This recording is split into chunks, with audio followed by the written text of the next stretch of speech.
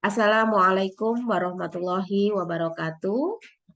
Waalaikumsalam warahmatullahi Waalaikumsalam Waalaikumsalam wabarakatuh. warahmatullahi warahmatullahi wabarakatuh. wabarakatuh. Ya, selamat sore semuanya. Sore Bu. Ya, Sore, Bu. semoga semuanya ya yang ada di Zoom perkuliahan kita itu dalam keadaan sehat ya, dalam keadaan semangat ya meskipun ini bisa dikatakan cuacanya sedang tidak baik ya untuk kesehatan karena tentunya banyak di antara kita yang flu mungkin ya atau batuk ya, semoga itu tidak mengurangi esensi dari perkuliahan kita dan tetap harus menjaga kesehatan ya, meminum vitamin kalau memang itu diperlukan karena itu menjadi eh, pendukung kuat ya untuk imun kita. Atau kalau memang sudah terbiasa mengkonsumsi minuman-minuman dari bahan alam ya, dari kehidupan kita sehari-hari itu bisa ya.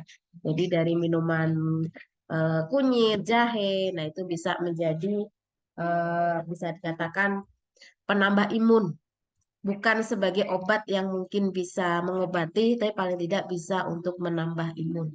Ya. Baik, untuk kesempatan kali ini kita akan melanjutkan perkuliahan kita ya di mata kuliah farmakonoksi. Kita masuk di bab metabolit tumbuhan. Di mana kita di pertemuan sebelumnya kita sudah membahas mengenai morfologi tumbuhan, anatomi tumbuhan ya, mikroskopisnya, makroskopisnya. Karena itu semua kenapa mesti dipelajari di awal ya? Karena itu menjadi salah satu bagian proses atau rangkaian untuk kita bisa mengidentifikasi suatu jenis tanaman ya, kalau memang itu adalah dari tanaman yang akan nantinya kita gunakan ya, yang akan kita manfaatkan. Karena ini seringkali saya sampaikan, jangan sampai nanti sesuatu yang mungkin kita anggap tidak penting atau mungkin kita sepelekan, justru nanti akan membuat sesuatu yang kita buat tuh nggak ada artinya. Ya, karena memang kita mengharapkan sesuatu yang ada di dalam suatu bahan alam, misalkan itu adalah tanaman, itu dapat kita manfaatkan. Karena kaitannya dengan apa yang dikandung, apa yang dimiliki oleh tumbuhan, kalau memang itu adalah tumbuhan. Nah, sebelum itu semua, kalian harus memahami dulu ya karakteristik dari tumbuhan yang akan kita gunakan. Pertama dari yang bersifat morfologinya, kemudian dari sifat anatominya. Kenapa? Karena itu tadi kita ingin mengetahui benar tidaknya bahan alam yang kita gunakan itu adalah tanaman yang kita maksud. Ya, karena ini adalah bagian dari proses identifikasi ya dari tanaman yang akan kita gunakan. Paling tidak kalian paham secara dasarnya ya.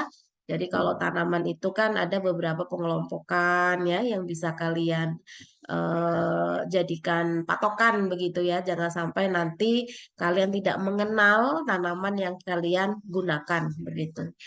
Nah, kemudian untuk pertemuan kali ini kita akan membahas mengenai metabolit tumbuhan. Jadi kita lebih ke sesuatu yang ada di dalam tumbuhan itu. Nanti kita akan banyak memahami kenapa sih kok kita ini mengejar sekali apa yang terkandung di dalam tumbuhan itu. Yang tentunya kita akan manfaatkan ya. Namun jangan lupa ketika kita memanfaatkan suatu bahan alam ya, kita tidak hanya sekedar memanfaatkan atau mengambil secara besar-besaran. Tapi bagaimana kita bisa memeliharanya kembali, menanamnya kembali ya, jangan sampai sumber daya alam di sekitar kita itu menjadi punah.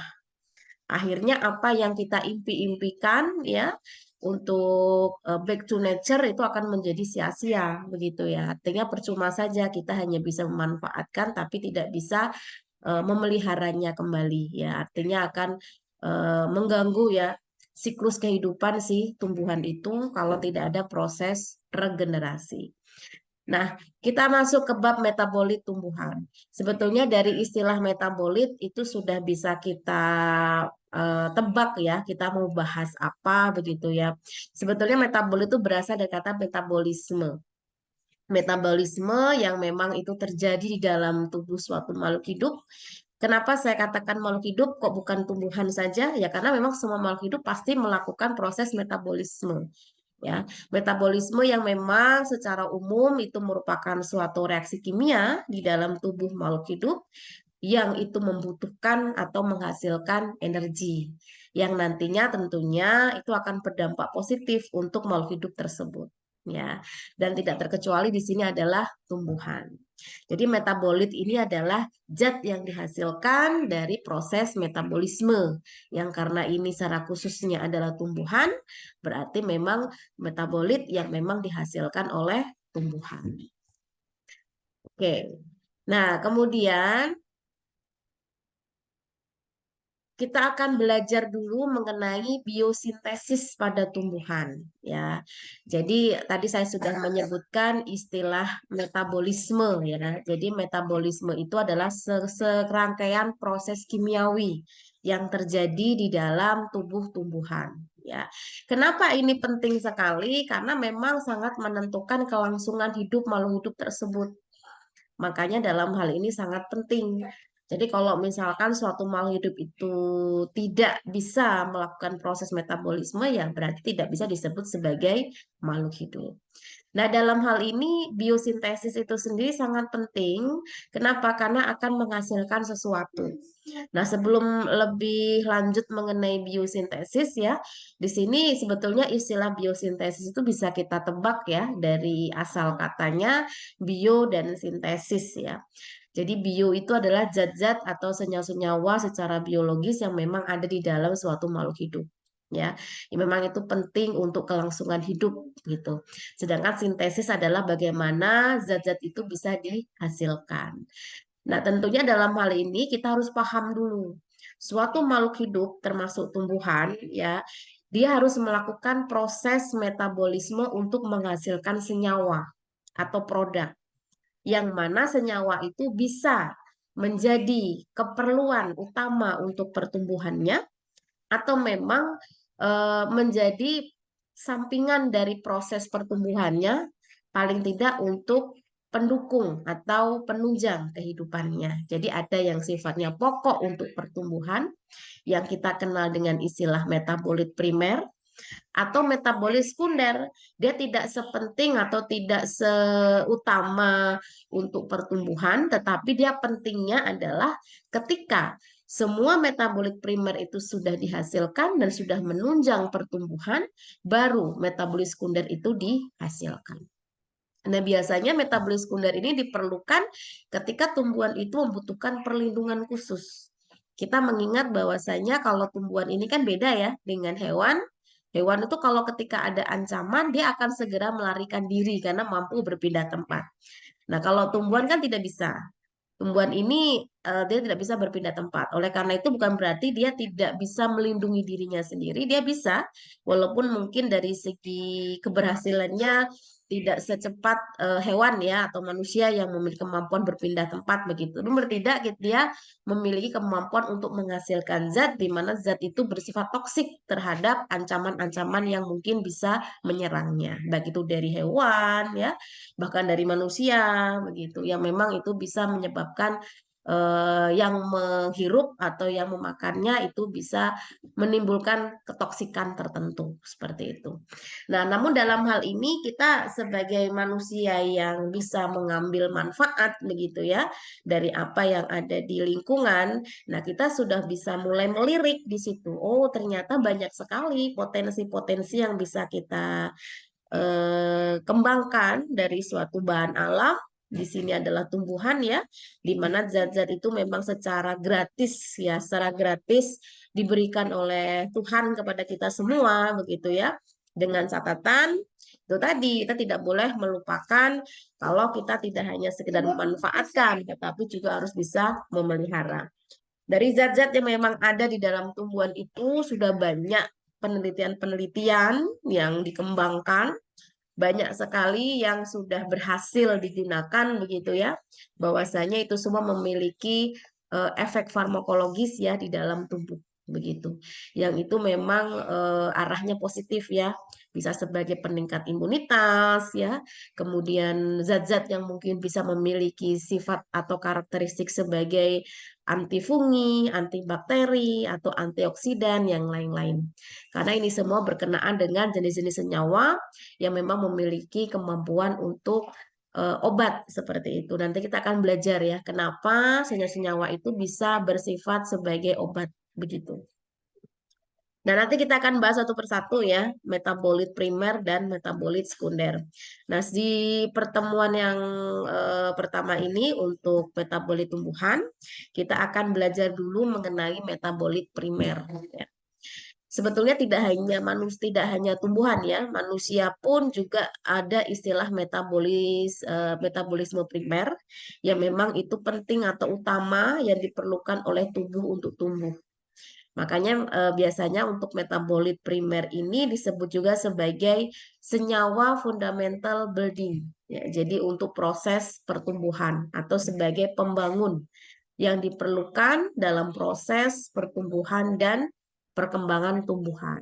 Ya, jadi itulah kenapa disebut sebagai metabolit primer. Oke, kita jeda dulu ya karena ada azan.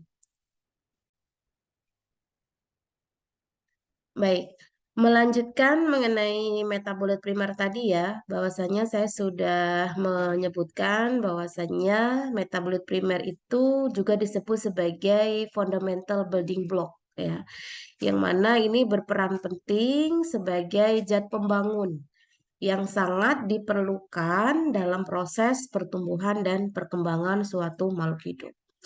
Nah, apa yang terjadi ketika metabolit primer ini tidak berhasil dibentuk atau tidak berhasil di metabolisme? Tentunya ini akan menimbulkan berbagai macam jenis gangguan ya dalam proses pertumbuhannya. Bahkan lebih fatal lagi ketika memang tumbuhan itu tidak mampu lagi untuk melangsungkan pertumbuhan, maka akan menyebabkan kematian. Ya, jadi itulah kenapa metabolit primer itu disebut juga sebagai metabolit yang harus atau wajib ada dari awal sampai akhir ya. Karena di awal itu kan penting dalam proses pertunasan ya, pembentukan organ-organ, kemudian sampai terbentuknya bunga kalau memang itu adalah jenis tumbuhan berbunga ya, yang memang erat kaitannya dengan kematangan atau kedewasaan suatu makhluk hidup pada tumbuhan. Yang itu juga menandakan bahwasanya proses reproduksinya sudah aktif begitu. Nah, dalam hal ini metabolit primer itu tidak boleh ditinggalkan oleh tumbuhan agar bisa melangsungkan kehidupannya. Nah, apa saja yang masuk ke dalam metabolit primer? Yang pertama adalah karbohidrat. Ya, yang kedua lemak, kemudian asam amino, asam nukleat, polipeptida, dan klorofil. Karena ini semua bisa dikatakan sebagai zat-zat utama yang harus ada dan bahkan wajib ada di seluruh jenis tumbuhan sebagai zat yang berperan penting dalam proses pertumbuhan.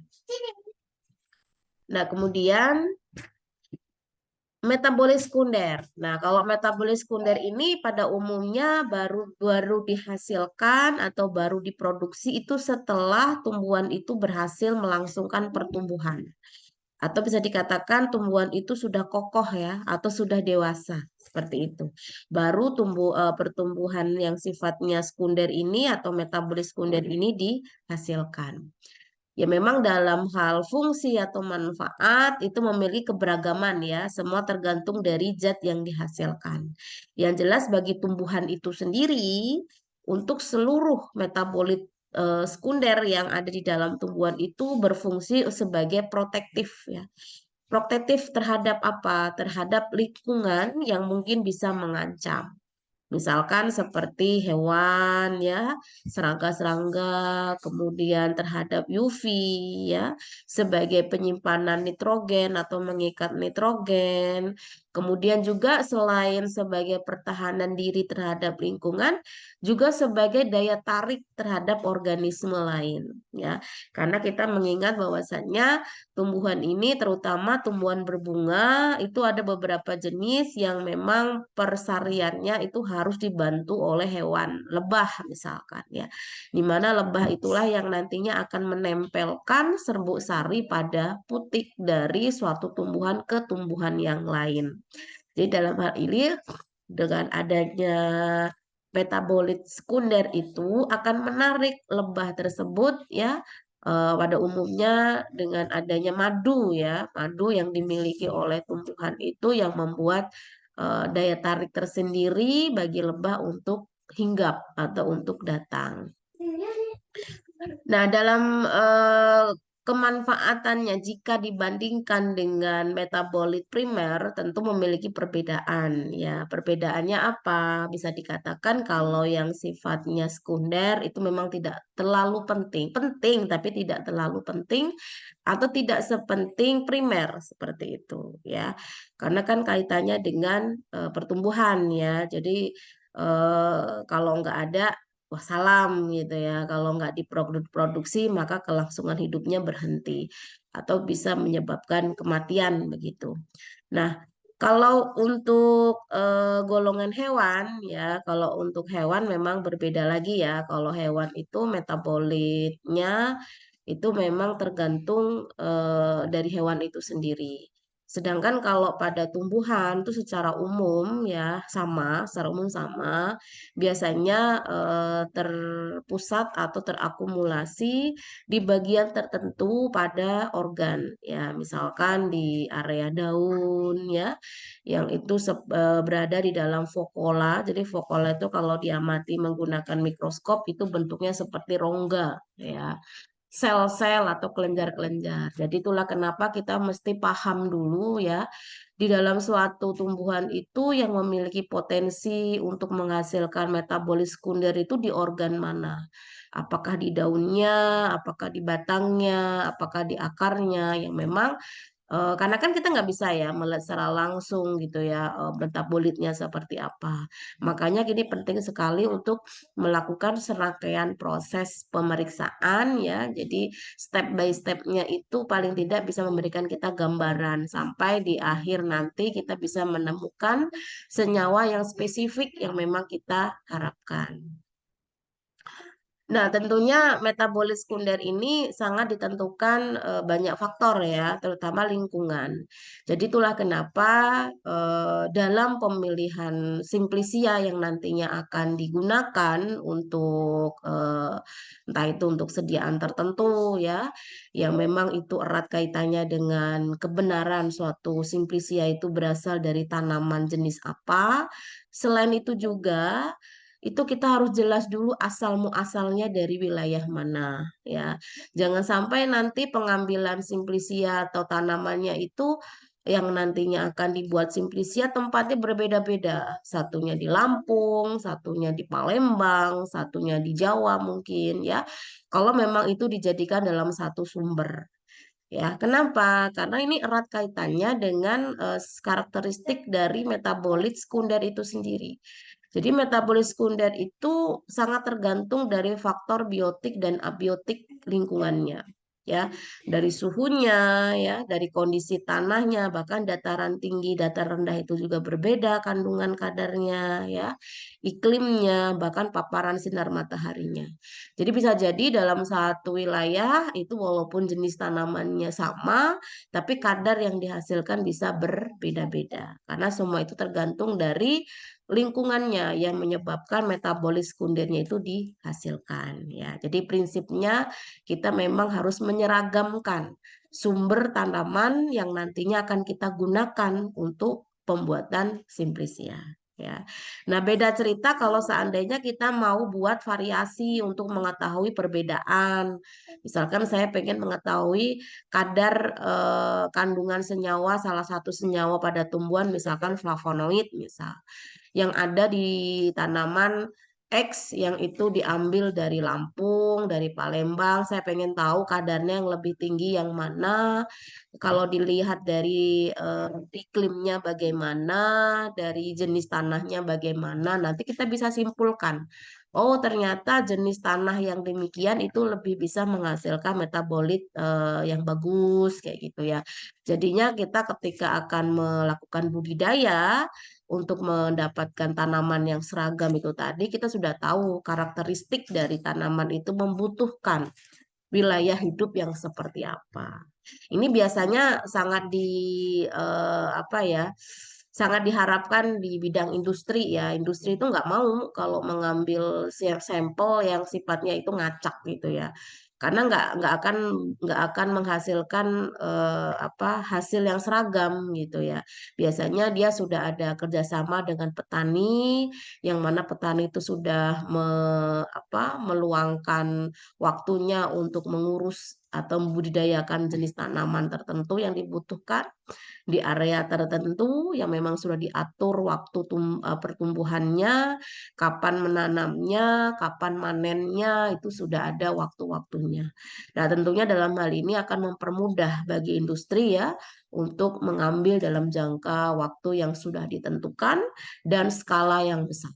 Ya, tapi kalau untuk skala-skala kecil seperti kita mungkin yang pengen minum obat minuman herbal di rumah ya nggak usah nunggu nanem dulu ya. Kalau nunggu nanem dulu nanti kelamaan ujung-ujungnya nanti kita malah udah males duluan ya. Paling tidak kita mulai dari hal-hal yang kecil ya. Misalkan kita cukup beli dulu di pasar, yang penting kita udah jelas kalau itu adalah tanaman yang kita maksud ya. Bikin minuman jahe sendiri, minuman kencur sendiri, serai sendiri ya. Lama-kelamaan nanti kalau memang semua itu bisa membuahkan hasil, nah, itu baru kita bisa berpikir untuk skala besar. Ya, paling tidak untuk penerapan ke diri kita sendiri dulu. Nah, di sini saya akan tampilkan ya, jadi semacam skema ya untuk mengetahui fungsi metabolit sekunder untuk tumbuhan. Tadi saya sudah menyebutkan kalau metabolit sekunder itu ada beberapa fungsi ya. Pertama sebagai perlindungan atau pertahanan. Pertahanan dari apa saja ya tadi ya, dari hewan-hewan yang sifatnya predator ya, bisa dari serangga ya, bisa dari moluska, vertebrata lainnya, atau dari bakteri atau mikroba. Misalkan seperti fungi ya, itu juga bisa menyerang tumbuhan begitu. Jadi kalau ada metabolisme sekundernya membuat bakteri itu jadi mati ya karena sifat antibakteri yang dimiliki. Nah, ini kalau dilihat dari mekanisme kerjanya itu bisa dalam bentuk penolakan ya, pencegahan, peracunan ya, penghambatan suatu pertumbuhan dari hewan tersebut ya. Sedangkan kalau yang perlindungan terhadap tumbuhan yang berkompetisi ya, jadi tumbuhan itu pun harus ada apa ya daya juang untuk memikirkan dirinya sendiri bisa hidup gitu ya. Karena kan apalagi yang di alam bebas ya, yang mana tidak ada proses pemberian pupuk begitu ya oleh manusia. Jadi dia harus mencari yang ada di wilayah dia tumbuh begitu. Jadi kalau dia ada kompetitor, bagaimana caranya kompetitor itu tidak memperoleh sumber nutrisi yang ingin diperoleh oleh tumbuhan tersebut ya. Jadi biasanya dia akan melakukan proses penghambatan ya terhadap perkecambahan dari tumbuhan lain, jadi nggak jadi tumbuh tuh ya, memang kesannya jahat ya, membuat tumbuhan lain tidak bisa tumbuh ya, tapi itulah cara tumbuhan itu bisa bertahan atau survive terhadap lingkungan ya. Nah, kemudian selain sebagai perlindungan ya, juga sebagai proteksi UV ya dan penyimpanan nitrogen. Nah, proteksi UV ini erat kaitannya dengan sinar matahari ya yang memiliki UV yang itu sangat dibutuhkan oleh apa namanya tumbuhan itu untuk bertahan. Kemudian untuk penarik seperti itu ya. Jadi bisa dikatakan dia bisa menyebabkan hewan-hewan lain itu bisa datang begitu ya, karena dia sifatnya sebagai penarik. Oke, sebentar ya.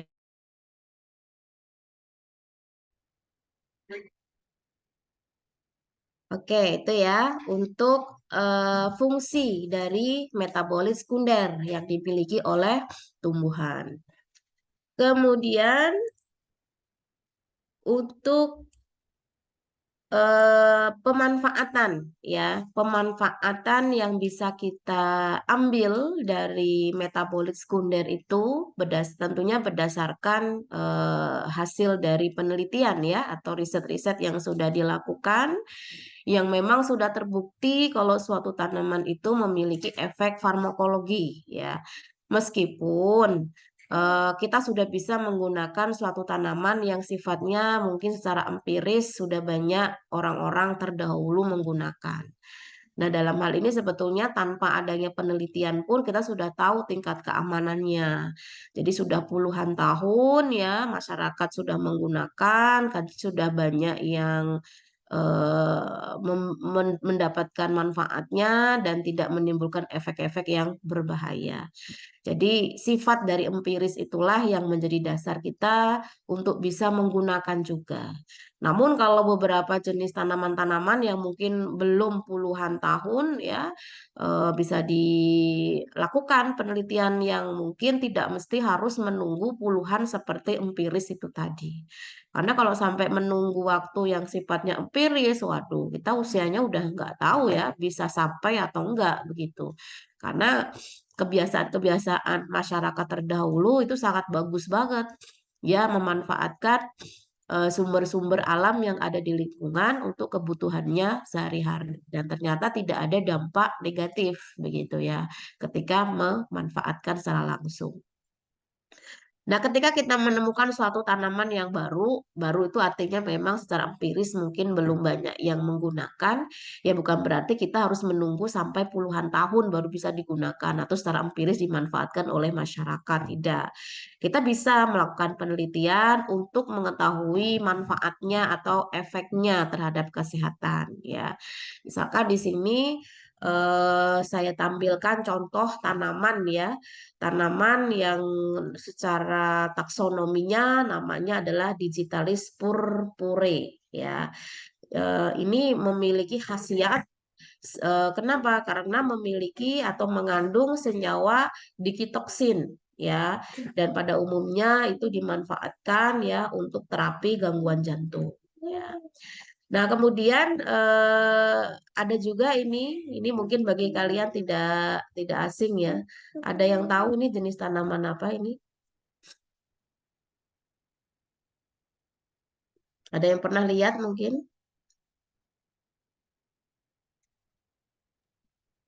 Pegaga bukan, Bu? Iya, pegagan ya, atau Centella asiatica. Ini sebenarnya sudah ada nama Latinnya, tapi mungkin bagi kita nggak terlalu familiar ya dengan nama Latin gitu.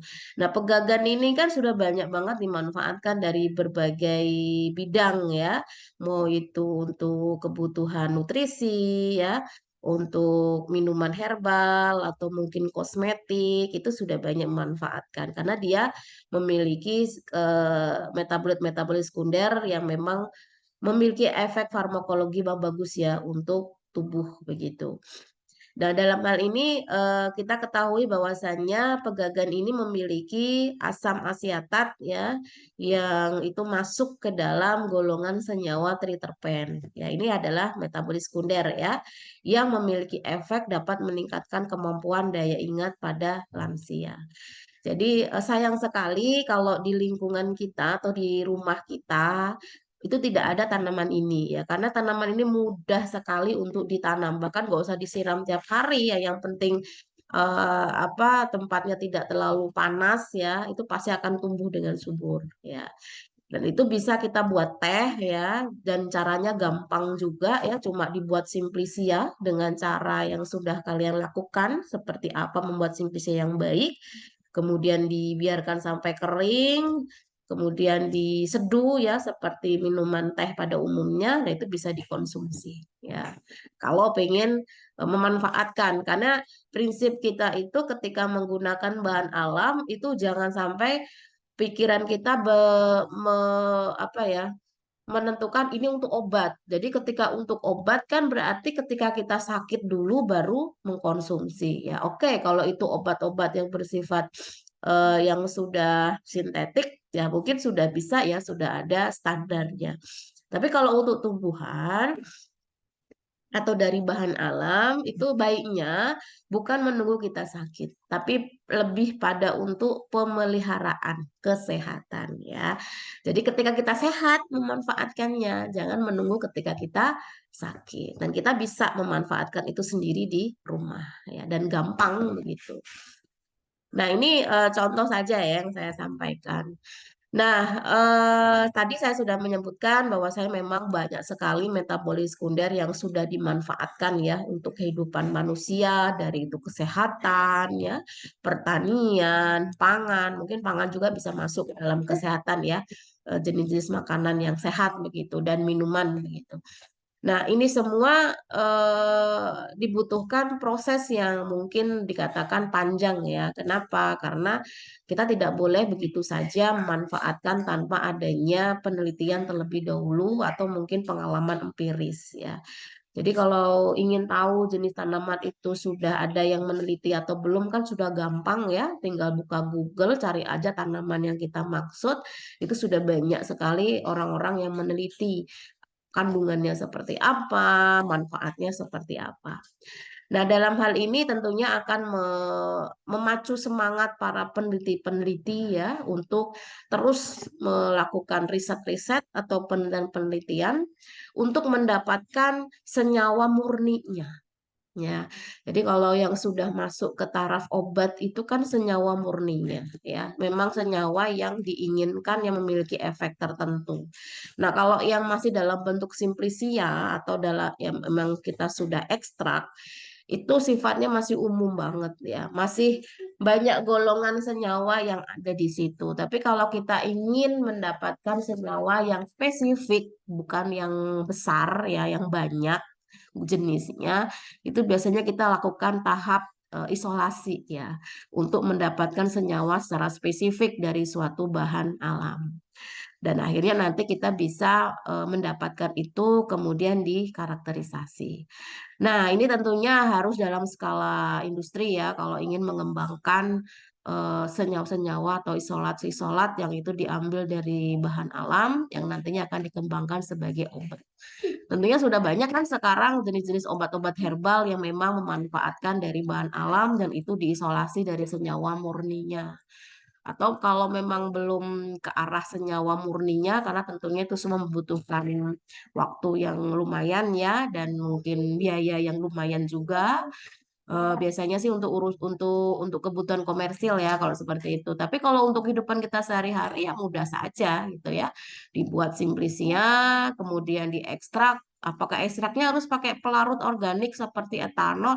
Ya kalau di rumah kan istilahnya kita bisa langsung mengkonsumsinya ya direbus dengan air atau diseduh dengan air ya itu bisa kita manfaatnya. Yang penting proses ekstraksi itu dapat berlangsung dengan baik ya untuk mengambil senyawa-senyawa yang ada di dalam suatu tumbuhan atau bahan alam tertentu untuk kita manfaatkan atau kita minum kalau itu kaitannya dengan kebutuhan nutrisi dan minuman.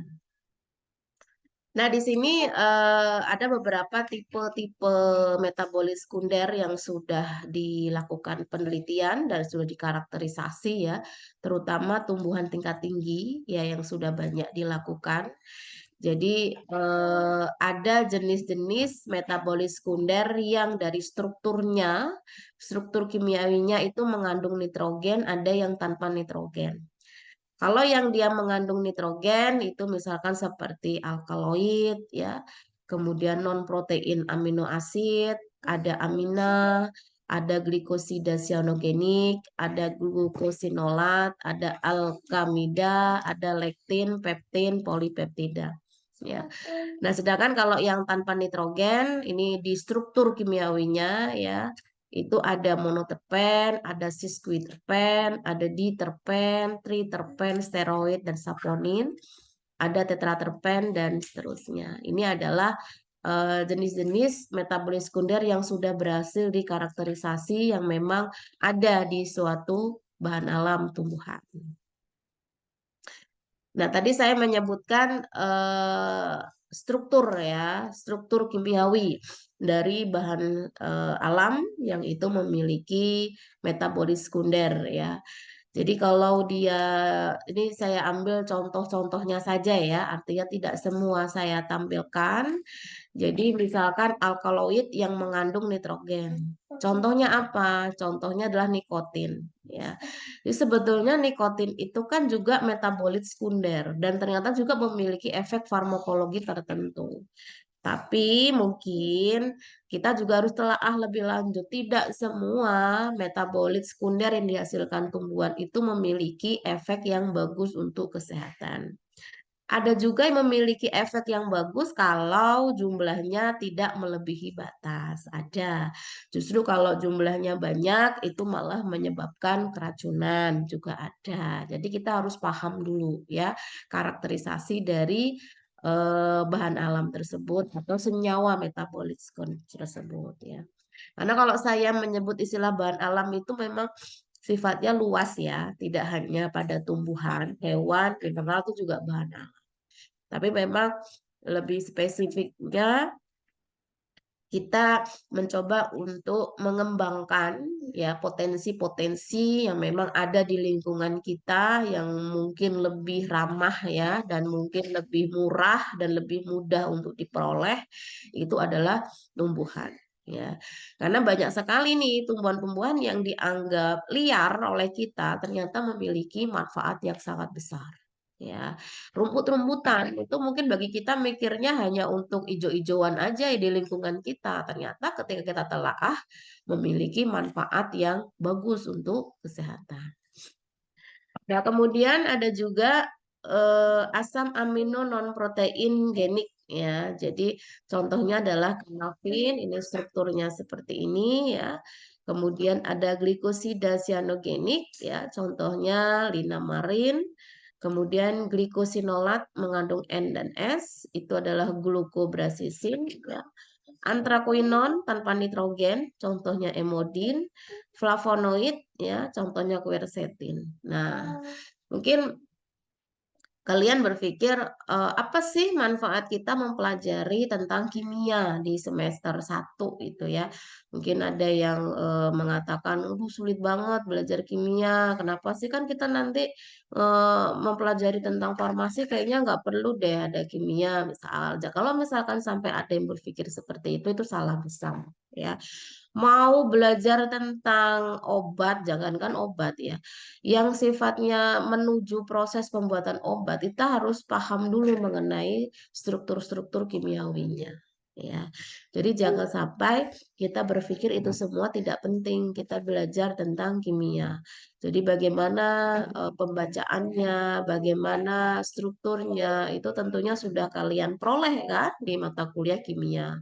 Baik itu kimia dasar, kimia organik, yang memang itu semua banyak membahas ya tentang struktur-struktur kimia dari suatu senyawa ya.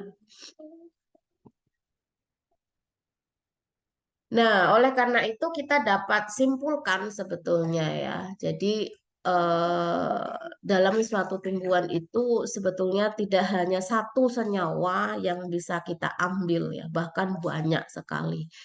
Jadi itu semua memang membuat kita lebih semangat begitu ya untuk memelihara tanaman sehingga tanaman itu layak untuk kita ambil metabolit sekunder ya.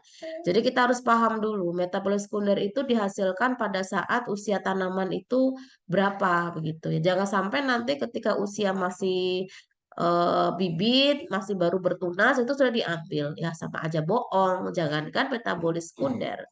Metabolit primer aja belum terbentuk begitu ya. Jadi pastikan dulu usianya sudah dewasa, yang mana pertumbuhan primer sudah kokoh ya, sudah terbentuk dengan baik, baru baru metabolit sekundernya dibentuk ya. Nah, tentunya dalam hal ini keseragaman dalam memilih tanaman yang nantinya akan kita gunakan itu penting ya. Keseragaman itu meliputi apa saja? Satu, genetiknya, bibitnya. Jangan sampai nanti bibitnya beda-beda begitu ya. Apalagi tanaman. Tanaman itu kan ada istilah varietas ya. Di bawahnya spesies itu ada varietas. Jadi meskipun dalam satu jenis yang sama, tapi varietasnya bisa beda-beda. Ya, kayak tanaman padi ya, beras yang kita makan sehari-hari itu sama-sama Oryza sativa nama latinnya. Tapi mungkin varietasnya ada macam-macam itu, jenis itu ya. Jadi itu semua adalah di bawahnya spesies. Jadi dalam satu spesies itu dimungkinkan terjadi adanya perbedaan varietas. Jadi pastikan dulu kalau memang kita ingin mengambil tanaman untuk kita buat simplisia, selain jenisnya sama, juga varietasnya harus sama. Jadi ada beberapa jenis tanaman berbunga, misalkan kayak bunga telang. Ya, bunga telang itu kan ada yang warnanya ungu, ada yang warnanya putih, ya, mungkin ada warna yang lain tergantung dari persilangannya. Nah, kalau kita ingin mengambil sampel itu, kalau ungu ya ungu semua, gitu ya. Kalau putih ya putih semua, begitu. Juga misalkan ada bunga kertas misalkan ya, bunga kertas yang untuk tanaman hias itu kan ada macam-macam tuh kan warnanya. Ada yang putih, ada yang merah, ada yang pink, ada yang ungu, mungkin ada yang warna-warna lain ya. Jadi kalau kita ingin mengambil untuk apa pembuatan simplisia itu baiknya seragam gitu ya. Jadi golongannya adalah sama. Kemudian selain itu apa? Lingkungan ya. Nah, ini tadi yang saya sebutkan, nggak boleh lingkungan itu berbeda-beda. Satu dari Medan, satu dari Padang, satu dari ini, jadikan satu itu kurang pas ya. Karena itu semua sangat mempengaruhi kadar dari metabolisme sekunder yang dihasilkan ya. Karena setiap daerah tuh pasti berbeda-beda.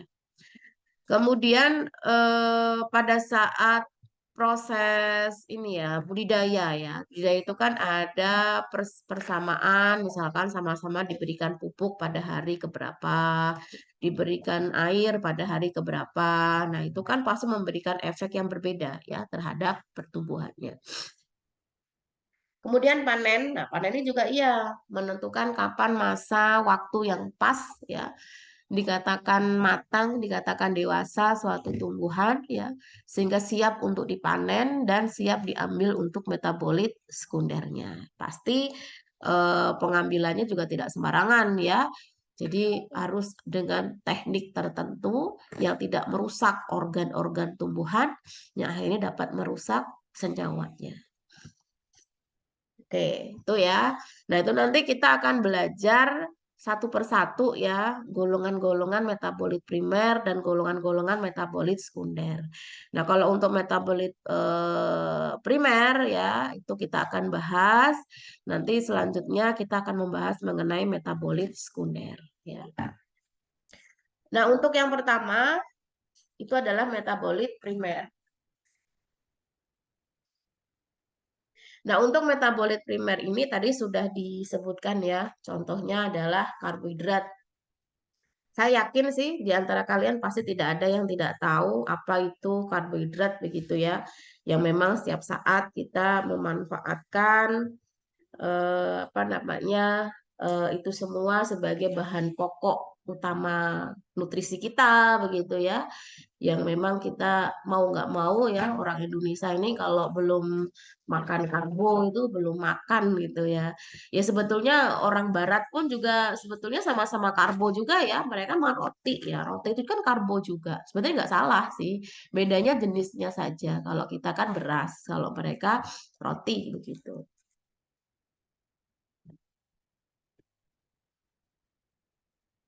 Nah, di sini untuk beberapa jenis tanaman yang memang mengandung karbohidrat yang memang itu lebih banyak dibandingkan jenis tanaman yang lain karena kan memang tumbuhan itu semuanya mengandung karbo.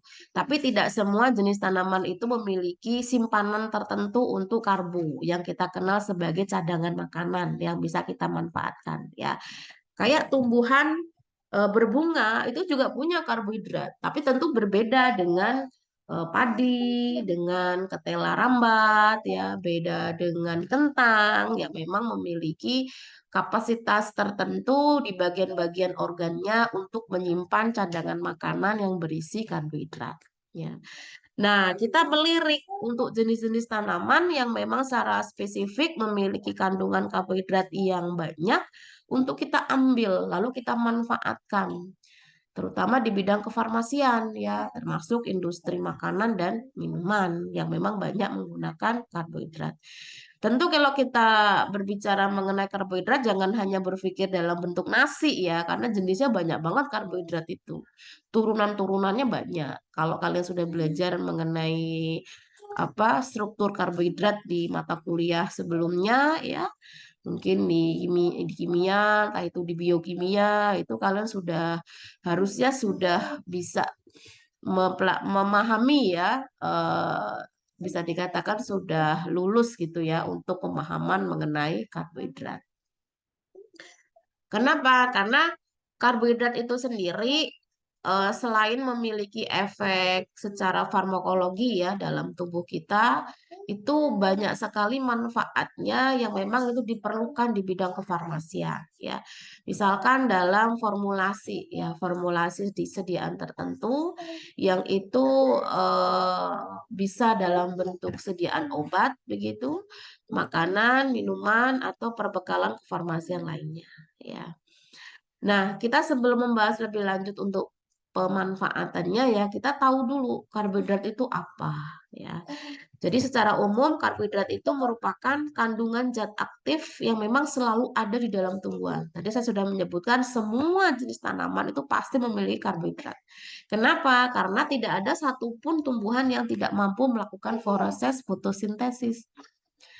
Karena karbohidrat itu adalah produk akhir dari fotosintesis. Jadi kalau sampai ada tumbuhan yang tidak memiliki karbohidrat, ya berarti tumbuhan itu tidak memiliki kemampuan untuk berfotosintesis ya.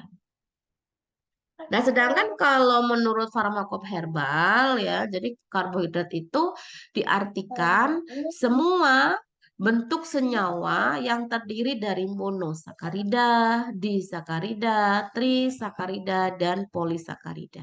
Nah, tadi saya menyebutkan juga, kalau kita mendengar istilah karbohidrat itu jangan hanya spesial terhadap nasi gitu ya. Enggak, banyak jenisnya. Bisa dalam bentuk monosakarida, dalam bentuk disakarida, trisakarida, dan polisakarida ya. Jadi itu adalah penggolongan karbohidrat secara sederhananya. Nah, untuk karbohidrat di dalam tumbuhan ya, itu sebetulnya tadi sudah disebutkan secara gamblang banget ya, yang memang berperan penting dalam proses pertumbuhan ya. Dalam proses pertumbuhan yang itu erat kaitannya untuk kelangsungan hidupnya. Maksudnya gimana dalam proses pertumbuhan itu? Karena tumbuhan itu kan nggak beda dengan makhluk hidup yang lain yang memiliki sel. Nah, selnya itu penyusun utamanya, penyusun membran dinding selnya, itu adalah sebagian besar penyusunnya adalah karbohidrat. Ya, dan artinya memang ini semua terdistribusi merata di seluruh bagian dari tumbuhan. Sel bagian buahnya, sel bagian daunnya, batangnya, akar, dan lain-lain. Jadi hal yang tidak mungkin kalau karbohidrat tidak ditemukan pada tumbuhan. Ya. Contohnya di sini misalkan buah alpukat berarti di buahnya ya. Daun stevia berarti di daunnya.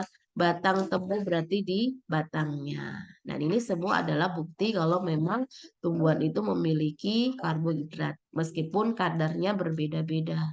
Tergantung jenis tumbuhannya karena ada yang kadarnya tinggi, ada yang kadarnya sedang-sedang saja. Ya. Nah, sekarang kita bahas kegunaan karbohidrat dalam farmasi ya. Tadi saya sudah menyinggung bahwasanya memang erat kaitannya dalam pembuatan sediaan atau formulasi ya.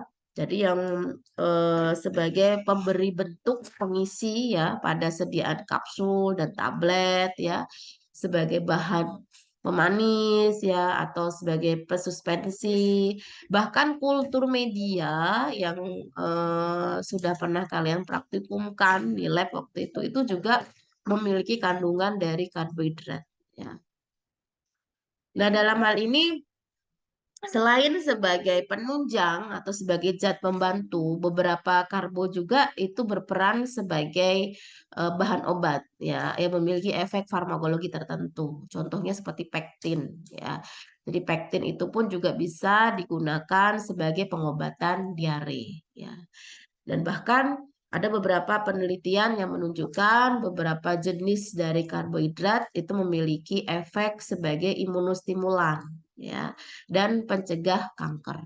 Jadi memang kita bisa apa namanya menggunakan memanfaatkan dari karbohidrat itu berdasarkan keperluan ya. Tapi kalau untuk nutrisi setidaknya jangan berlebihan ya karena karbohidrat itu kan memiliki efek yang bisa berbahaya untuk tubuh kalau kaitannya dengan nutrisi ya.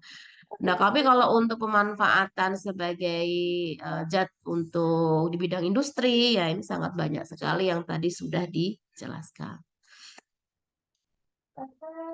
Nah, untuk strukturnya bagaimana? Ini sebetulnya hanya mengulang saja ya apa yang sudah kalian peroleh di mata kuliah sebelumnya. Jadi karbohidrat itu adalah polimer alami ya yang dihasilkan oleh tumbuhan yang terdiri atas unsur C, H, dan O. Jadi rumus umumnya adalah CnH2ON. Jadi semua jenis dari karbohidrat itu ditentukan berapa jumlah karbonnya. Karena jumlah karbon itu sangat menentukan karakteristik dari struktur karbohidrat itu sendiri. Nah, kalau kalian perhatikan, semua yang berasal dari bahan alam itu kan sifatnya memang alam ya. Tetapi jangan berpikir kalau sesuatu yang bersifat alam atau alami itu tidak ada unsur-unsur kimiawinya, tetap ada ya. Nah, ini buktinya ada karbon, ada hidrogen, ada oksigen. Ini kan unsur-unsur kimia ya. Jadi kita harus lebih bijak menggunakan kalimat atau kata berbahan kimia ya. Mungkin betul maksudnya kalian atau kita semua berbahan kimia itu maksudnya yang sintetik-sintetik begitu ya.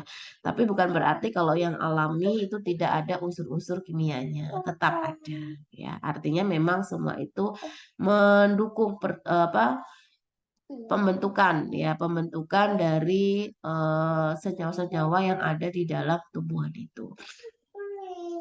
Nah, untuk struktur karbohidrat ya, itu ada yang memiliki struktur stereoisomer atau dextro ya, atau levo. Nah, ini agak asing kan kalian tentunya. Harapannya sih saya sih kalian nggak asing lah ya istilah dextro dan levo ya. Yang mana penentuannya ini berdasarkan posisi atom H dan gugus OH-nya ya.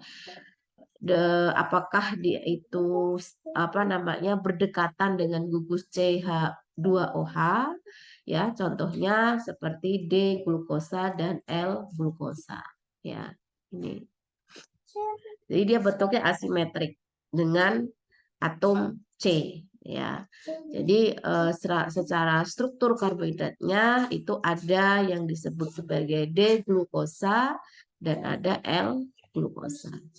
Ini kalau yang secara struktur memang tidak banyak dibahas secara spesifik ya di sini, tapi harapannya kalian bisa memahaminya dan kalau ada yang lupa ya silahkan dibaca kembali materi-materi dari mata kuliah sebelumnya ya. Jadi tidak saya bahas satu persatu lagi seperti itu untuk strukturnya.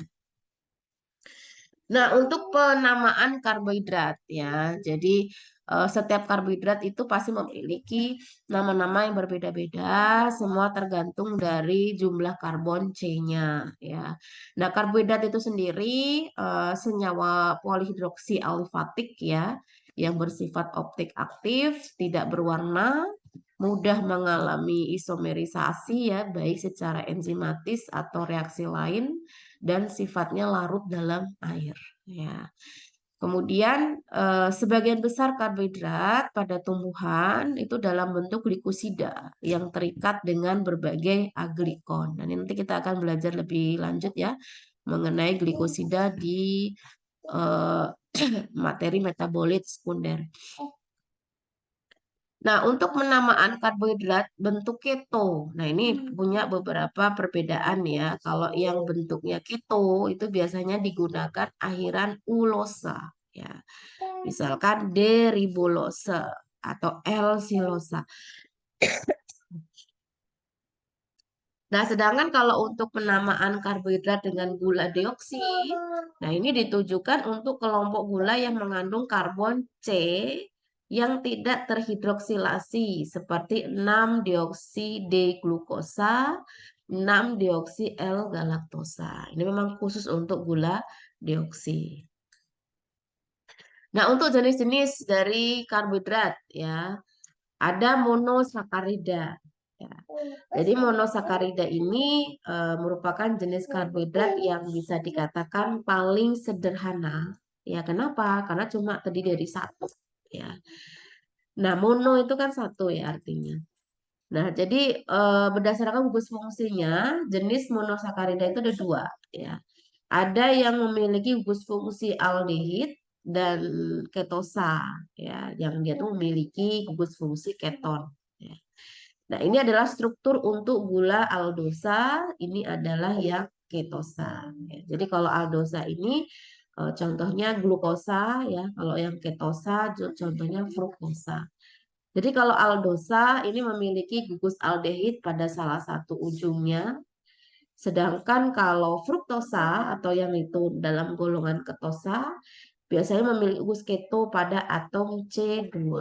Ya, jadi ini adalah karakteristik dari aldosa dan ketosa. Nah, juga berdasarkan jumlah atom karbonnya. Jadi dibedakan ada yang disebut dengan triosa, ada tetrosa, ada pentosa, ada heksosa. Kenapa berdasarkan jumlah karbon? Kita lihat di sini. Triosa berarti jumlah karbonnya ada 3. Ya, karena tadi apa namanya jumlah karbon itu menentukan jenisnya, ya disinilah kita bisa lihat. Ya. Kemudian tetrosa berarti jumlah C-nya ada 4. Ya. Kemudian pentosa itu ada 5, heksosa itu ada 6. Nah, di sini untuk jumlah atom C ya dalam monosakarida itu kisarannya 3 sampai 9 buah. Ya. Namun kalau spesifik pada tumbuhan itu biasanya kisarannya hanya 5 sampai 7 jumlah atom C-nya ya. Nah, di sini 5 atom C, contohnya pentosa ya. Strukturnya C5H, rumusnya C5H10O5 ya. Contohnya seperti arabinosa, silosa, ribosa ya, deoksiribosa dan ini merupakan komponen utama penyusun DNA dan RNA. Nah, kalau yang 6 atom C ini disebut heksosa ya, C6H12O6. Contohnya glukosa, fruktosa, galaktosa, ramnosa, dan manosa. Nah, ini yang memang yang paling banyak dihasilkan oleh tumbuhan gitu ya. Dan memang paling banyak juga dapat dimanfaatkan di bidang kefarmasian. Itu yang monosakarida. Nah, kalau untuk contoh-contoh monosakarida di sini, yang pertama adalah glukosa. Ya. Jadi glukosa ini adalah monosakarida heksosa yang merupakan hasil dari fotosintesis. Jadi karena glukosa ini adalah golongan dari karbohidrat, berarti hal yang tidak mungkin kalau tumbuhan itu tidak memiliki karbohidrat. Nah, contohnya ini tumbuhan bisa melakukan proses fotosintesis ya dengan bantuan sinar matahari, ada karbon dioksida ya, ada air bereaksi atau melakukan metabolisme dengan adanya zat hijau daun atau klorofil untuk menghasilkan glukosa dan oksigen. Nah, ini adalah wujud kalau memang di dalam tumbuhan itu mengandung karbohidrat ya, tetapi bentuk jenisnya atau contohnya itu adalah glukosa. Nah, glukosa ini merupakan gula yang biasanya diperoleh dari hidrolisis amilo. atau karbohidrat ya. Dan secara strukturnya itu mengandung satu molekul air atau anhidrat dengan rumus umum C6H12O6. Nah, untuk penggolongannya, jadi glukosa ini merupakan aldehid ya, karena dia memiliki gugus CHO ya, dengan 5 5 karbon C 1 2 3 4 5 ya, dan satu oksigen ya, jadi 1 2 3 4 5 dan satu oksigen yang membentuk cincin. Ini kan untuk cincin ya, cincinnya yang kita kenal sebagai cincin piranusa. Nah, ini untuk yang glukosa. Nah, kemudian untuk yang masih glukosa ya. Nah, sumber glukosa itu dari mana aja? Ya, dari tumbuhan itu. Biasanya paling banyak itu yang memang organ-organ yang menyimpan karbohidrat yang memang berasa manis ya. Misalkan seperti buah anggur, ceri, stroberi, blueberry, dan lain-lain ya, memang buah yang memiliki rasa manis gitu. Jadi sifatnya itu dia larut ya dalam air, ya rasa manisnya mungkin kalau dibandingkan dengan gula pasir atau gula sukrosa. Jadi gula pasir kita di rumah itu dimasuk ke dalam gula sukrosa ya. Jadi kalau gula buah atau gula glukosa buah itu eh, memiliki kadar manis yang lebih rendah ya, 25% gitu. Nah, kegunaannya apa? Kegunaannya satu, sebagai sumber energi, ya, sebagai pemasok karbon, ya, dalam sintesis protein dalam tubuh. Jadi, kita itu bukan berarti tidak butuh karbohidrat, asupan karbohidrat, ya. Kalau kita itu sampai melakukan ekstrim, ya, tidak makan karbo sama sekali, ya, tak kecuali kalau memang sudah dinyatakan harus berhenti ya karena ada penyakit tertentu. Tapi maksudnya dari awal yang ketika kita sehat, kita memutuskan tidak karbo sama sekali itu juga kurang baik ya. Kenapa?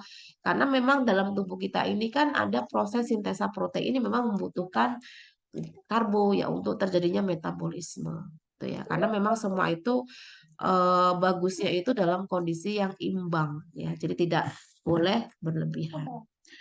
Kemudian bahan dalam industri fermentasi ya, misalkan seperti industri kalau yang kecil-kecilan itu skala kecil kayak pembuatan tempe, tahu tape ya. Ya memang itu membutuhkan substrat misalkan kayak kedelai ya, ketan, singkong gitu. Atau kalau dalam skala industri besar itu misalkan seperti pembuatan pasta gigi atau pembuatan es krim, ya, kembang gula dan lain-lain.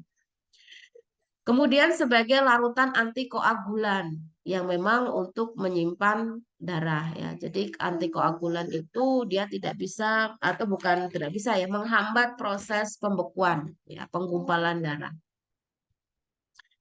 Juga sebagai makanan ya yang dimasukkan secara oral atau injeksi subkutan ya atau intravena dan sebagai pengganti laktosa. Dan tentunya banyak ya manfaat yang dapat kita ambil dari karbohidrat yang itu berasal dari glukosa. Nah, kalau untuk sediaan farmasi yang itu menggunakan glukosa ya, misalkan seperti injeksi dextrosa dan natrium klorida ya. Kemudian ada larutan antikoagulansia dextrosa, natrium sitrat, ya, asam sitrat, ada sirup hipofosfit, tablet dextrosa dan natrium klorida dan injeksi bismut ya. Nah, ini semua nanti akan lebih lanjut ya dipelajari di mata kuliah yang spesifik ya berkenaan dengan formulasi. Kemudian yang kedua adalah fruktosa. Jadi fruktosa itu jenis monosakarida heksosa ya. Disebut juga levulosa ya. Jadi gula keton yang berbentuk kristal, tidak berwarna atau serbuk putih, memiliki rumus molekulnya C6H12O6 ya. Sebetulnya sama sih dengan yang sebelumnya ya. Bedanya itu pada fruktosa itu ada atom karbon ya, yang itu ada di nomor 1 dan nomor 2 ya. Nih bedanya di sini ya. Jadi kalau pada glukosa itu ada atom 1, 2, 3, 4 ya. Jadi sama-sama 4 tetapi dia strukturnya berbeda di nomor 1 ya. Nah, kemudian sumbernya ya, sumbernya itu bisa dari buah yang manis sama sih dengan glukosa tadi ya. Dan madu, ini yang paling banyak mengandung fruktosa. Sifatnya bagaimana? Sifatnya kalau dibandingkan dengan sukrosa dia lebih manis, ya. Kemudian fruktosa ini dapat diabsorpsi oleh lambung tanpa dilakukan pencernaan dulu, ya. Kemudian kegunaannya kalau di bidang industri ya, itu bisa untuk apa namanya pencegah ya. Kalau untuk yang industri es krim ya. Jadi untuk mencegah pecahnya es krim ya ketika telah terbentuk adukan krim yang halus ya. Tapi kalau untuk pelengkap nutrisi secara parenteral ataupun oral ya, dan ini biasanya hanya untuk keadaan memang darurat ya, darurat diabetes begitu, yang sudah mengalami ketoasidosis yang akut. Kemudian yang ketiga adalah karamel. Karamel ini larutan pekat ya yang diperoleh dengan memanasi gula atau glukosa sampai rasa manisnya hilang hingga diperoleh massa berwarna coklat tua yang homogen ya. Sudah hampir gosong tapi nggak gosong ya. Kalau gosong kan pahit. Jadi selama pemanasan ditambahkan sedikit alkali ya, alkali karbonat atau dicolok dengan mineral, ya ini juga bisa dalam proses pembuatannya. Sumbernya itu bisa dari gula dan glukosa. Kemudian sifat-sifatnya dia lebih kental ya dan berwarna coklat tua dengan bau khas gula yang terbakar. Namun itu bukan gosong ya di sini, jadi tidak sampai benar-benar hitam atau tidak, dia sampai coklat tua warnanya. Terus karamel ini dapat bercampur dengan air ya. Kemudian eh, banyak juga digunakan misalkan memberikan warna atau rasa sediaan farmasi tertentu ya. Atau kalau dalam bentuk sediaan farmasi obat itu di sirup obat batuk atau sirup obat anti demam anak-anak ya. Ini juga biasa digunakan untuk industri-industri obat. Kemudian silosa ya, silosa atau dalam bahasa ininya kita kenal sebagai wood sugar ya. Jadi ini adalah suatu pentosa yang diperoleh dengan cara mendidihkan bonggol jagung atau jerami dan bahan yang merupakan apa dari jenis tumbuhan ini ya rumput-rumputan ya. Jadi jagung yang dia masuk ke dalam monokotil yang itu dicampur dengan asam encer ya untuk menghidrolisis polimer silang. Jadi ada reaksi kimiawi di sana. Sifat-sifatnya dia memiliki rasa manis ya, kemudian diserap secara normal dari usus kecil, kemudian tetap hanya sampai pada derajat tertentu saja. Jadi bisa juga dikonsumsi begitu.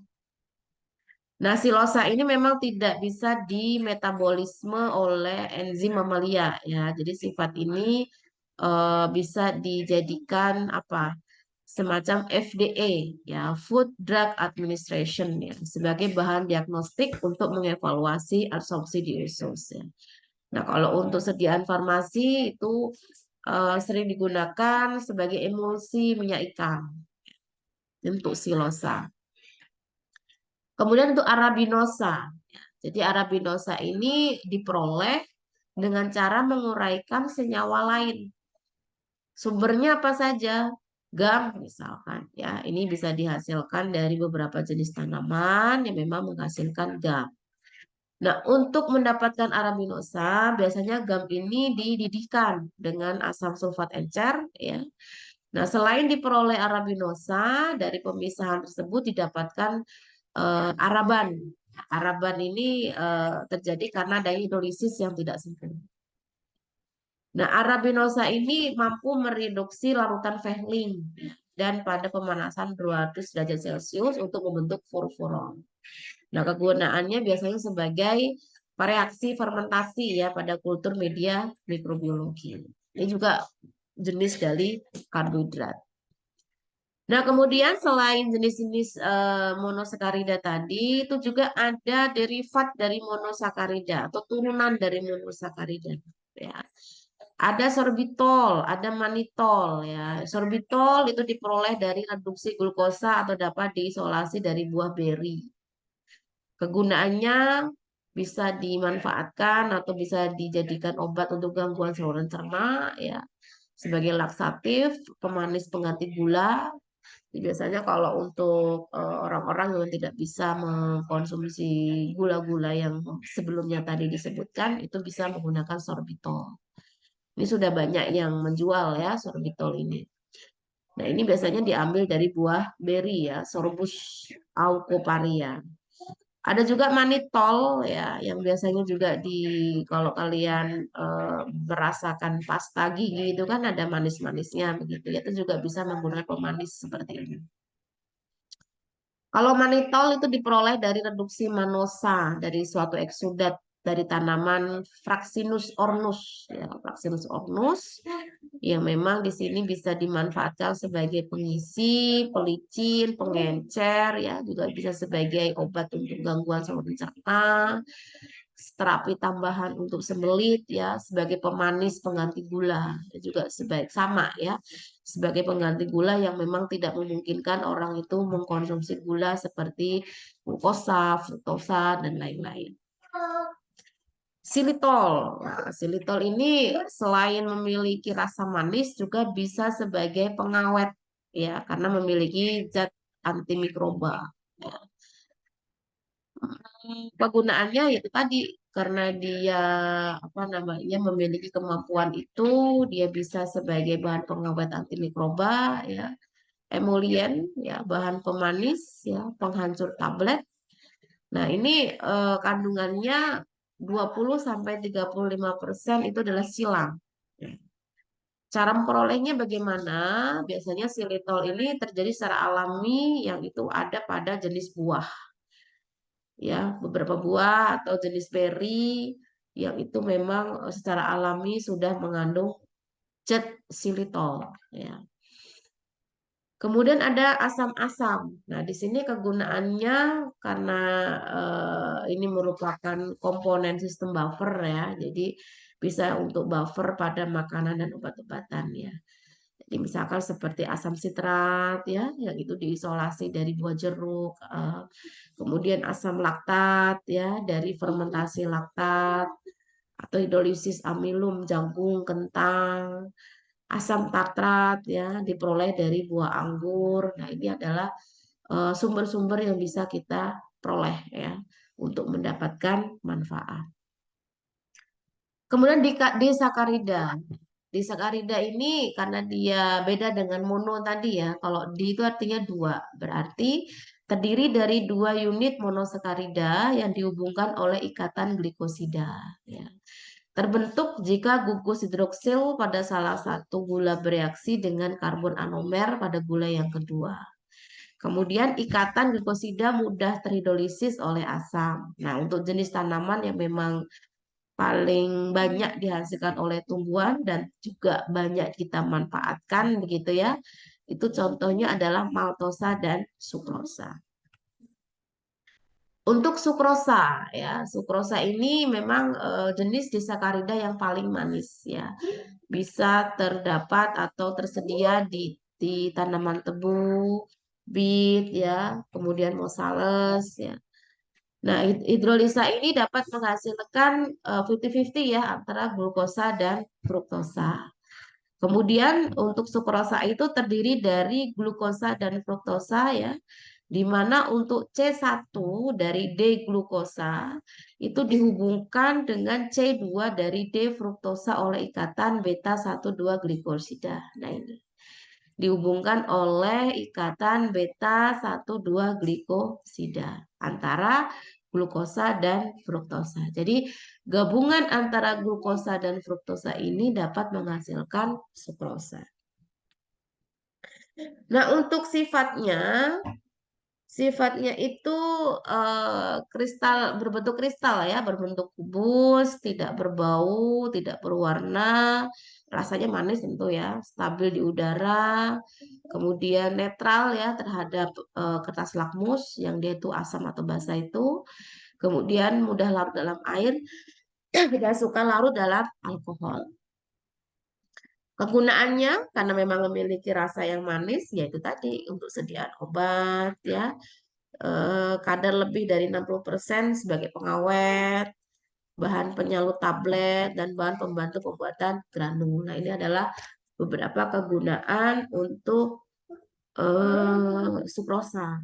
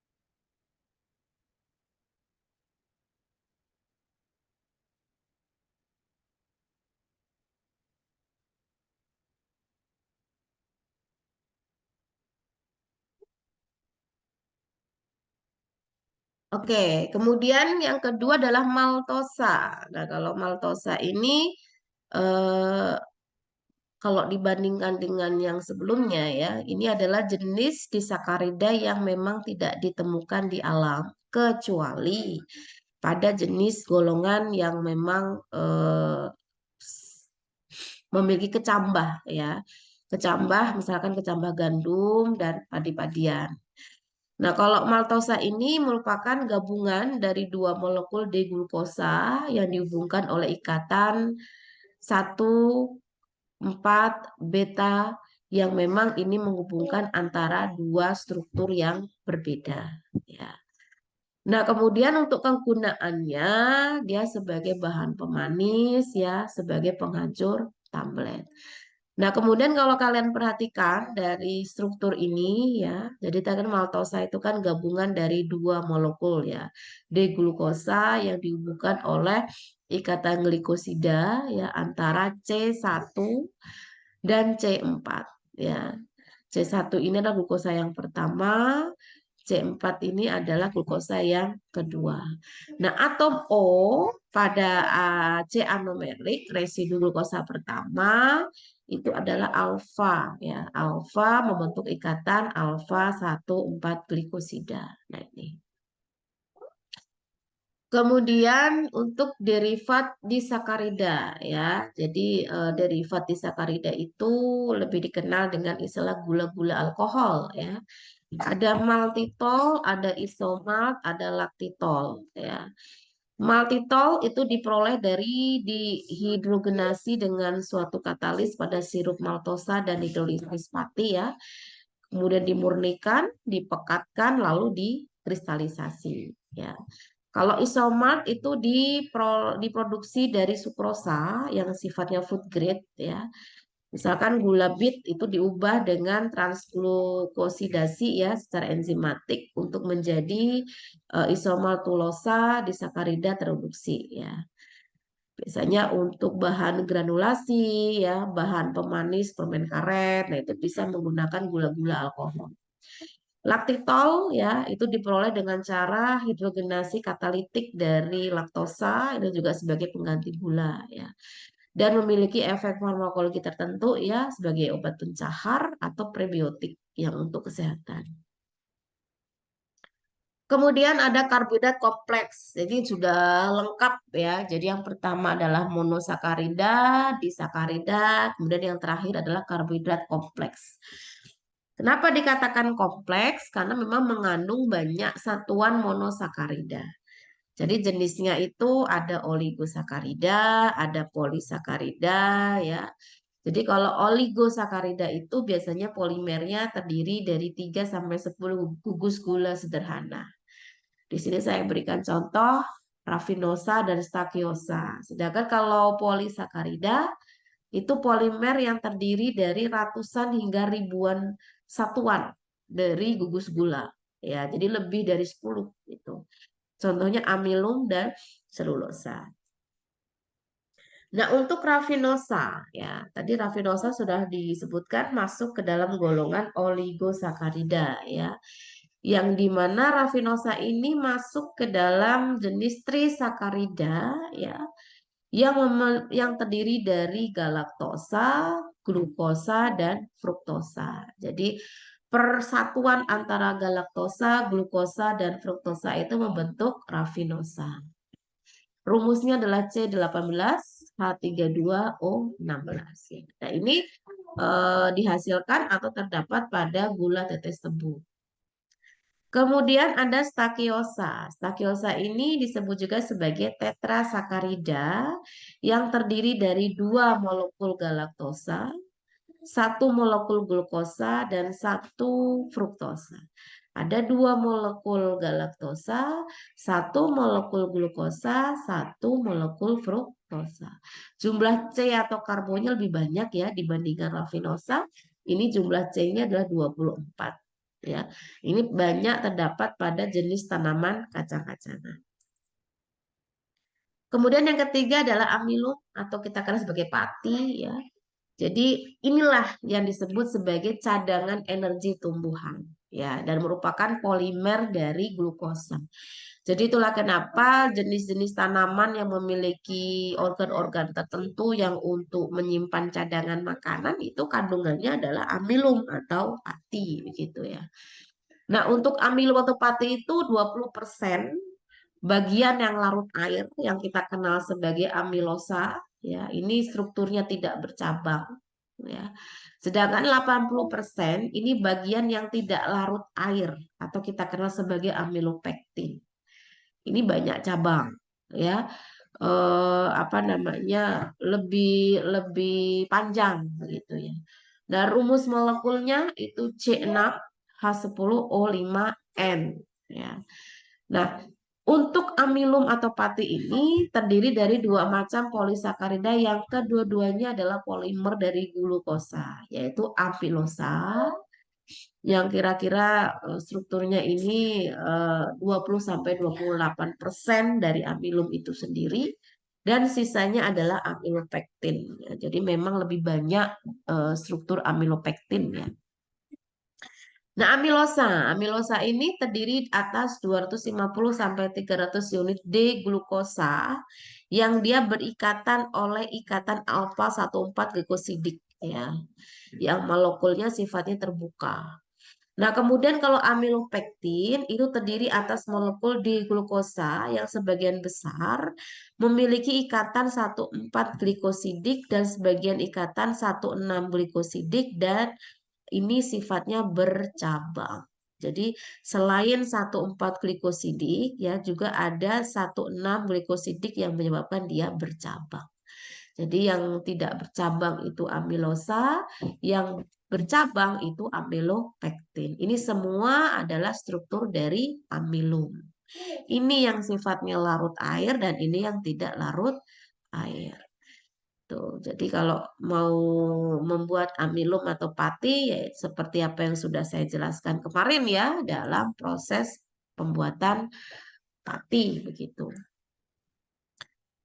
Nah, untuk sifat yang tidak larut dalam air ya eh, apa namanya ini bisa menjadi karakteristik tertentu ya dari pati tersebut begitu. Nah, oleh karena itu banyak tumbuhan kita ya yang menyimpan cadangan makanannya itu dalam bentuk karbohidrat ya di organ-organ yang memang menjadi karakteristik secara khusus ya pada tumbuhan.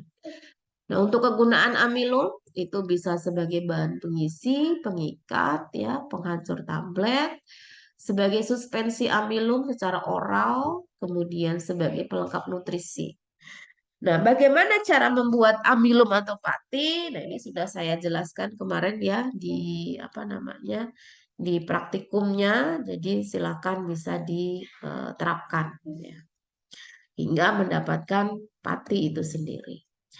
Nah, kemudian bagaimana untuk karakteristik secara mikroskopisnya suatu zat pati. Nah, itu juga nanti kita akan melakukan penelitian ya di praktikum untuk melihat karakteristik dari amilum yang disediakan dan termasuk amilum yang dibikin ya.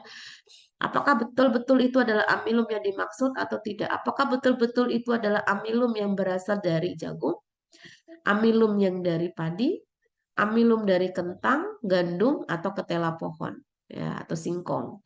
Kenapa? Karena bentuk struktur fragmen amilumnya berbeda-beda dari satu tanaman dengan tanaman yang lain. Nah, ini saya ambilkan hasil pengamatan mikroskopis ya. Amilum yang berasal dari singkong itu bentuknya seperti ini ya. Jadi ada bulatan, kemudian ada tengahnya seperti ini. Ada jemais ya, ini adalah jagung. Kemudian ada orja sativa, ada solanum, ini adalah kentang ya, dan ada triticum, ini adalah gandum. Nah, ini semua menjadi karakteristik ya dari fragmen secara mikroskopis amilum yang diperoleh. Kemudian ada selulosa, ya. Selulosa ini disebut juga sebagai serat. Nah, itu ya. Dan ini paling banyak ditemukan pada tumbuhan, ya. Jadi merupakan polisakarida terbanyak. Nah, jadi ini ditemukan hampir di seluruh bagian tumbuhan, ya. Terutama di daun memang paling banyak. Yang itu ada di bagian dinding sel tumbuhan, ya. Rumusnya adalah C6H10O5, ya. Jadi selulosa ini merupakan polimer glukosa yang berbentuk rantai linier, ya, linier panjang seperti ini, yang dihubungkan oleh setiap bagian dengan bagian yang lain itu adanya ikatan 14B glikosida, ya. Jadi antara satu glukosa dengan glukosa yang lain itu ada ikatan 14 beta glikosida. Yang inilah yang membuat selulosa itu sulit untuk diuraikan. Ya. Jadi bentuknya seperti fiber atau serat lurus dan memanjang. Ya. Gunaannya sebagai apa? Sebagai adsorben, ya, pengisi, pengikat, bahan pakaian, ya, pelindung luka bedah, dan juga seratnya kalau misalkan itu untuk obat, ya, itu untuk memperlancar pencernaan. Nah, ini beberapa jenis-jenis serat yang dihasilkan oleh tumbuhan ya. Misalkan dari Acetobacter psilinum. Nah, ini jenis dari bakteri ya yang ternyata mampu menghasilkan produk. Ya, produknya adalah nata de coco. Yang mana nata de coco ini berupa selaput tebal yang mengandung 35-62% selulosa berwarna putih, keruh, dan kenyal. Ya, dihasilkan dalam proses fermentasi. Ada Gossypium arboretum, ini tanaman kapas ya. Ini untuk produk kain ya, ya memang untuk tekstil. Juga untuk bidang kesehatan ya kapas. Kemudian Boehmeria nivea ini apa namanya memiliki jenis serat yang lebih kompatibel ya dibandingkan dengan yang lainnya. Jadi juga sering digunakan untuk industri tekstil. Jadi lebih lembut. Kemudian ada agave. Nah, agave ini dari apa jenis kayak ini ya, kayak tumbuhan nanas seperti itu. Jadi memiliki serat yang kuat dan tahan terhadap kadar garam tinggi ya. Jadi biasanya untuk membuat tali tambang ya, campuran karpet, keset, sapu dan lain-lain. Kemudian ada Corcorus capsularis, kemudian ada Hibiscus carnabius. Nah, ini sebenarnya nggak asing ya tanaman ini ya. Ini juga ternyata bisa kita ambil seratnya ya. Yang bisa digunakan kalau untuk Hibiscus ini industri pulp dan kertas ya. Ternyata bisa dibuat untuk kertas.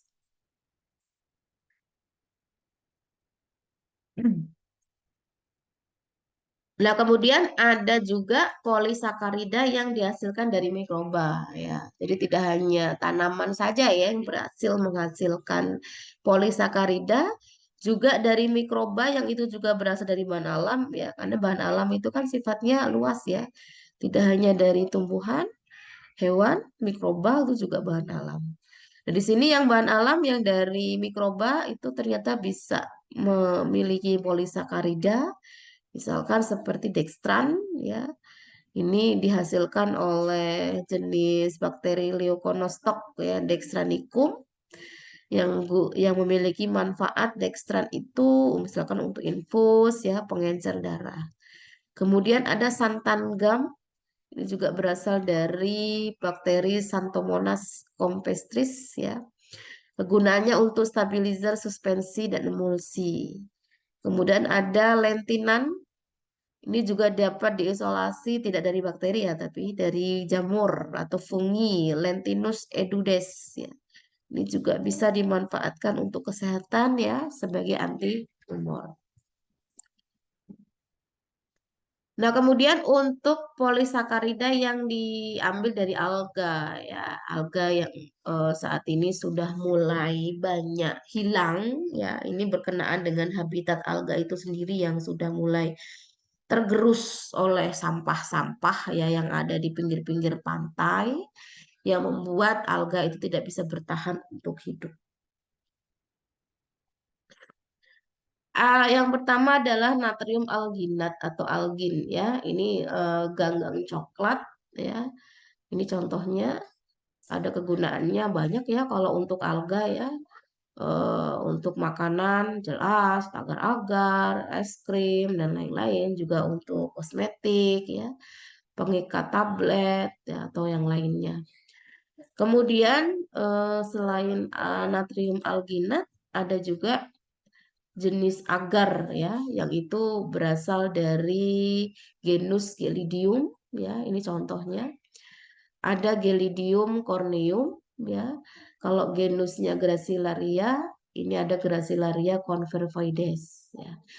Nah, ini juga bisa untuk dimanfaatkan di bidang apa pangan, juga di bidang industri, mikrobiologi ya, untuk bahan media pertumbuhan bakteri. Seperti itu. Atau juga dari karaginan ya. Jadi karaginan ini juga diperoleh dari jenis alga, tapi alganya alga merah ya. Kemudian dilihat dari manfaatnya itu sebagai bahan stabil emulsi dan suspensi, sebagai basis gel ya, bahan peningkat viskositas dan juga bisa sebagai pencahar. Ya, jadi kalau ingin memperoleh karaginan itu bisa dengan cara mengambil dari alga merah ya yang sudah dicuci berkali-kali untuk menghilangkan pasir dan garamnya karena memang dia habitatnya di pantai ya di air air air laut gitu. Kemudian diekstraksi secara panas dengan air atau larutan alkali, disaring, dipekatkan, dikering lalu diserbuk. Ya, sama pembuatannya seperti pembuatan simplicia pada umumnya. Kemudian agar yang berasal, oh ini sudah ya. Oke. Mungkin itu untuk metabolit pengantar ya, pengantar metabolit sekunder dan primer. Kalau untuk yang sekunder, insya Allah nanti akan disampaikan besok ya. Sampai sini ada yang mau ditanyakan, disilakan.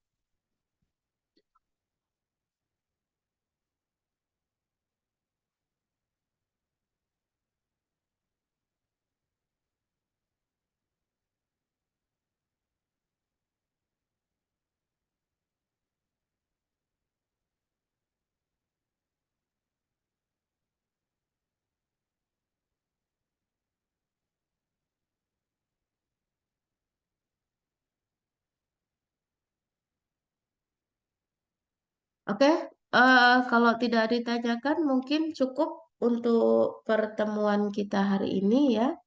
Pesan saya